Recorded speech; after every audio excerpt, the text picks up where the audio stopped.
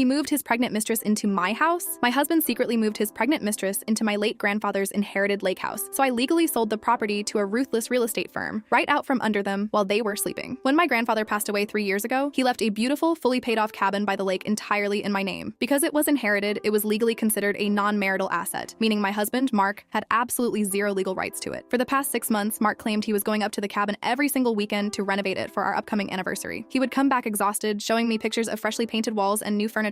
I felt so incredibly lucky to have a husband who cared so much. Last Friday, his office called my emergency contact number saying Mark had forgotten his heart medication on his desk. Panicking, I immediately drove 3 hours up to the cabin to surprise him and make sure he was okay. When I pulled into the driveway, my heart completely dropped. There was an unfamiliar pink SUV parked out front. The front door was unlocked, so I quietly walked in. The cabin didn't look like a renovation project. It looked like a fully lived-in family home. I heard laughing coming from the kitchen. I crept down the hallway and peeked around the corner. Mark was standing at the stove cooking breakfast while a heavily pregnant woman sat at my grandfather's dining table wearing my expensive silk bathrobe. I was completely frozen in shock, but what absolutely shattered me was their conversation. The woman rubbed her belly and asked Mark when I was finally going to sign the deed over to him. Mark laughed, kissed her forehead, and said, "Don't worry, my lawyer is drafting the papers to make it look like a standard marital asset transfer. Once she signs it, I'll file for divorce and this house is all ours." He wasn't just cheating on me, he was actively plotting to steal my family's legacy to house his affair baby. I didn't scream, I didn't cry, and I didn't confront them. I silently pulled out my phone, took high-resolution photos of them in the kitchen, recorded their audio, and slipped out the front door like a ghost. I drove straight back to the city and walked directly into the office of the most brutal divorce attorney I could find. We pulled the property deed, confirming it was still 100% in my name. Then I contacted a massive corporate real estate investment firm that specializes in buying houses for cold hard cash in under 7 days. I offered them the multi-million-dollar lake house for a 30% discount on one strict condition. They had to close immediately and handle the eviction of the squatters currently inside. The firm jumped at the deal. Exactly 8 days later, I signed the final closing papers, officially transferring ownership. The money hit my private bank account at 9 in the morning. At exactly 10 a.m., Mark called me in an absolute frantic panic. He was screaming that a team of heavy-duty security contractors and a sheriff's deputy had just kicked the front door open, demanding they vacate the premises in exactly 1 hour because the property had new owners. I listened to the chaos in the background, took a deep breath,